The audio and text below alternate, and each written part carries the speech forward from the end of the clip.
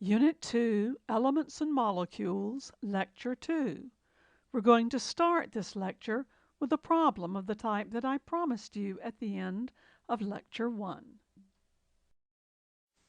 In this problem, we're given chlorine's two naturally occurring isotopes, a lighter one, chlorine-35, and a heavier one, chlorine-37, and we're asked to determine the percent occurrence of the lighter isotope. Now, the mass of an isotope times the percent occurrence expressed in decimal form plus the mass of the other isotope times its percent occurrence expressed in decimal form should give us the mass that appears on the periodic table. So I'm going to say that as periodic table mass. Now, with that information, we ought to be able to solve this problem. So let's take the mass of the lighter isotope, which is the chlorine-35. That's 34.968852. And let's let X be its percent occurrence. And to that, we're going to add the product of the mass of the heavier isotope, which is 36.965903, times its percent occurrence expressed in decimal form. And since the decimal forms of the percent occurrences must add up to 1, we can express it as 1 minus X. And that should give us the mass that appears on the periodic table. And I find that to be, when I look it up, 35.4527.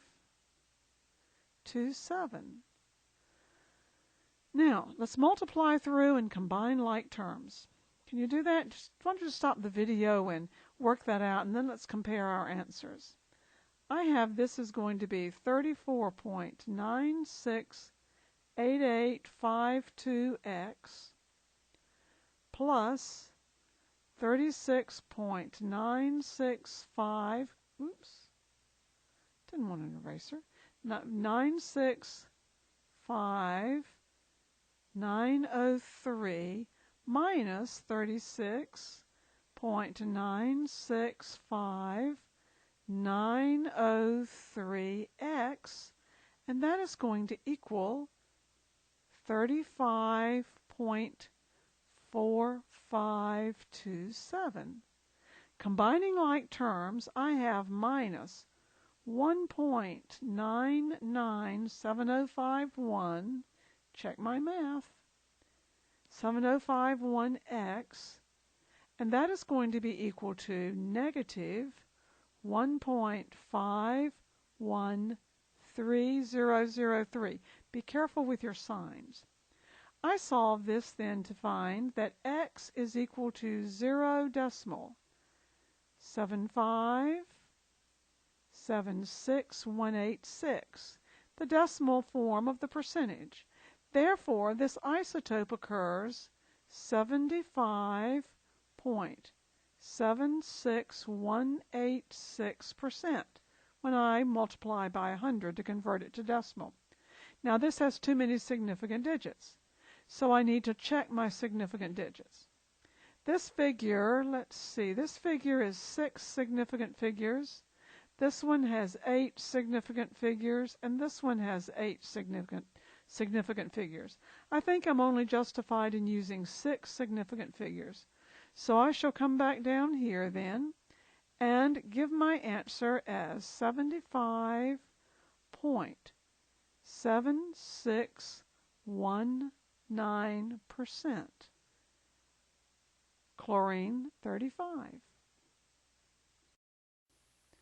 In our brief study of the periodic table, we will cover families or groups, periods, we'll talk about some other groupings, metals and nonmetals and how that's decided on the table, and we'll talk about size of atoms. Families or groups of elements are columns of elements on the table, vertical arrangements, and there are 18 families. They are characterized by similar chemical and physical properties And very importantly, they have the same number of electrons in the valence orbital. Let's look at several of these families.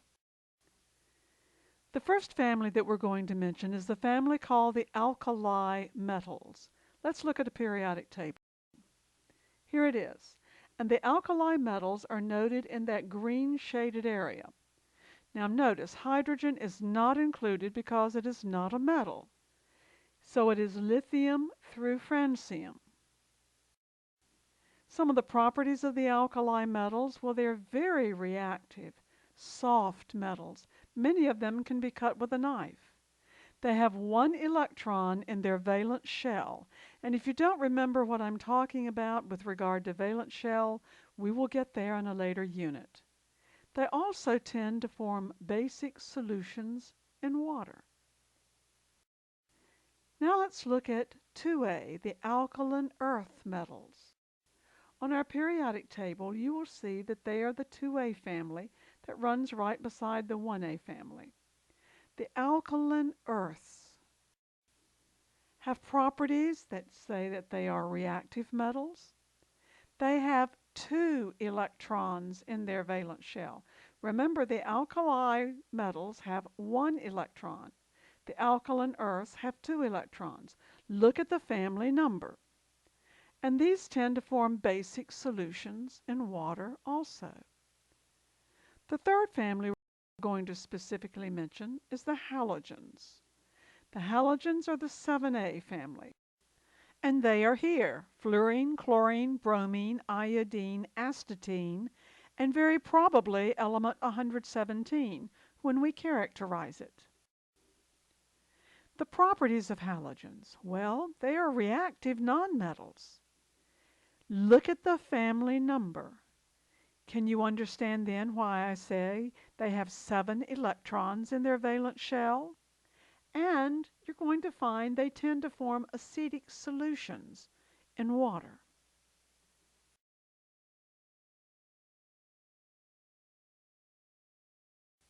And now we come to the 8A family, or the noble gases.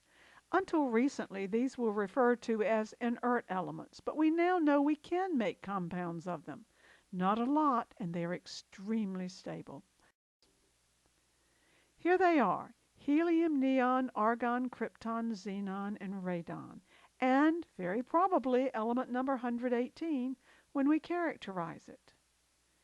The 8A family is sometimes numbered as just the 8 family. Their properties? They are non-reactive nonmetals. Well, not totally non-reactive, but very nearly so. They have 8 electrons in their valence shell with the exception of helium, which only has 2, and you need to remember that. Well, let's look at periods. When we look at periods, we will note that there are 7 periods. Here's period 1, hydrogen and helium. Period 2, 3. Here's period 4, a lot more elements in period 4 than 2 or 3. Here's 5, period 5 begins with rubidium. Here's period 6. Now I want you to notice something. Down here, when you start counting the atomic numbers as you go across, 55, 56, 57, 72. The jump in there is due to the lanthanides. These elements should be kind of stacked on each other, almost like a deck of cards, and slipped between lanthanum and hafnium. These are a continuation of period 6, but we'll talk about these in just a few minutes. Then we have period 7. Oh, and it contains many new elements that we have found but not yet named or characterized. And in period 7, if you look at the count, it's 87, 88, 89, 104. So what is between actinium and rutherfordium? It is the actinides, which are down here. And we will talk more about those shortly. Some other groupings we need to look at are transition elements, intertransition elements, and metals and nonmetals. Transition elements are the B family elements. Look at them the way they're numbered, and you will understand that better when we talk about electron configurations, etc. Transition elements are characterized by having an incomplete inner shell. Well, we'll talk about that later. The inner transition elements are actually in two areas, the lanthanides and the actinides. The ones that we have noted here particularly are the lanthanides, and you will recall that they fit right between lanthanum and hafnium. Now, we will talk about their characteristics later, but do remember that these are intertransition elements, therefore they have an incomplete shell, two shells removed from the outer shell. You will understand that better when we hit electron configurations. Another group of intertransition elements, right here, are called the actinides. And do you recall that the actinides are actually existing between actinium and rutherfordium? So we have the transition elements and we have the intertransition elements. And you know the two different groups of intertransitions, the lanthanides and the actinides. Let's look now at metals and nonmetals and consider metals first. Now, how do you recognize a metal? What are the characteristics of a metal? Well, you might tell me that it's shiny, that it's ductile, meaning you can pull it into a wire. It's malleable, you can shape it with a hammer. It's a good conductor of heat and electricity as a rule, and also metals are generally solid at room temperature, with the notable exception of mercury. Okay, what about nonmetals? Well, the characteristics of nonmetals are, well, they're not necessarily shiny, but they might be.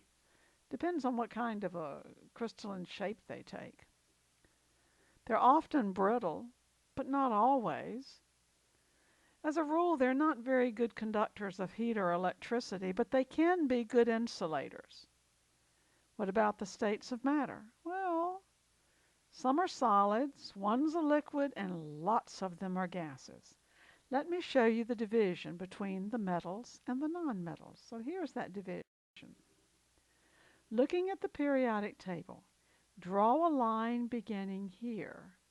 Come down, yes. Draw this stair-step line. Now what you've done is you've separated the metals from the nonmetals. Now, what about the elements that border this stair-step line? Particularly these that I've highlighted. These are called the metalloids or the semi-metals. Let's look at those a little bit. But notice, boron and aluminum are not considered as metalloids. Well, metalloids or semi-metals have certain characteristics. Well, honestly, they're hard to define because the characteristics of metalloids range between metallic and non-metallic character.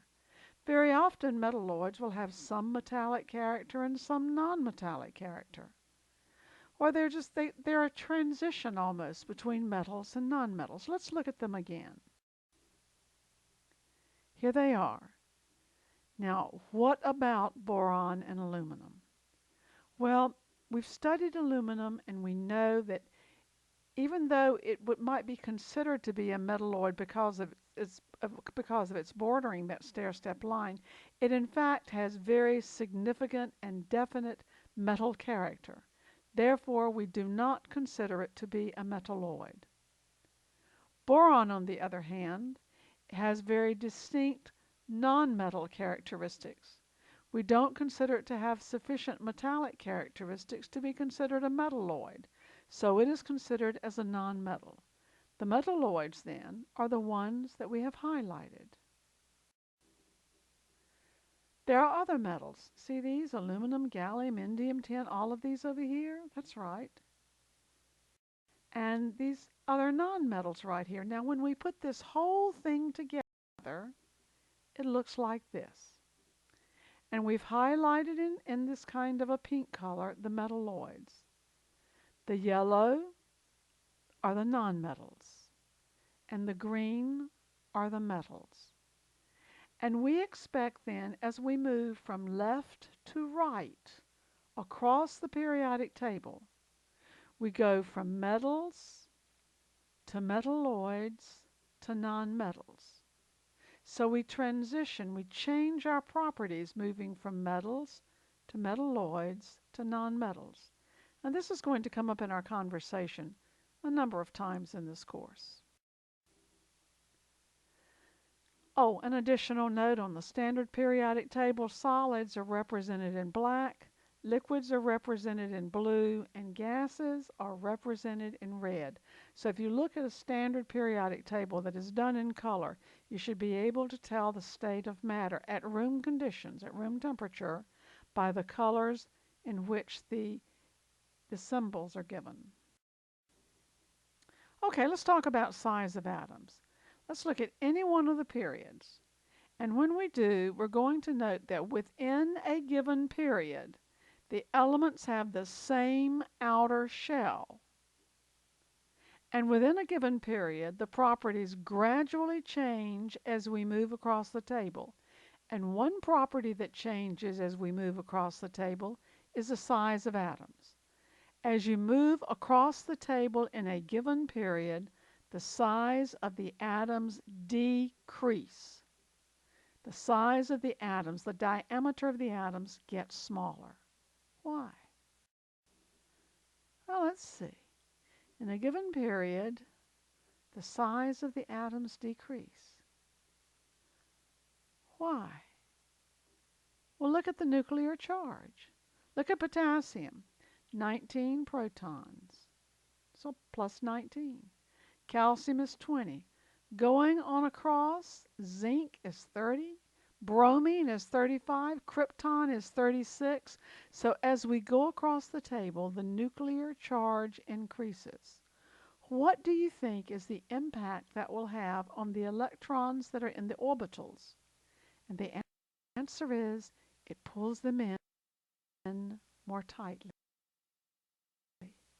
So as you move from left to right across the periodic table, the size of atoms, the diameter.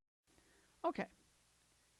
So if it decreases across from left to right, then obviously it's going to increase as you go from right to left. Got it? Increases as you go from right to left. Well, what about top to bottom? Well, in a given family, size increases. So as you go down, you're adding additional layers of electrons. So you're moving the outer boundaries further out. So phosphorus is larger than nitrogen, arsenic is larger than phosphorus, antimony, and so forth. You get the idea. All right. So the largest element in diameter theoretically is going to be found where? It's going to be found over here on the left and down, which means it's going to be francium, the largest diameter. All right, got that? Good, let's go. At this point, we're going to stop our coverage of the periodic table, but know that we will come back to it, particularly in two places. Most importantly, in Unit 9, where we will do a very intense study of the periodic table, but we will also bring up much more interesting information, additional interesting information, when we study electron configurations. A better way to teach and learn chemistry.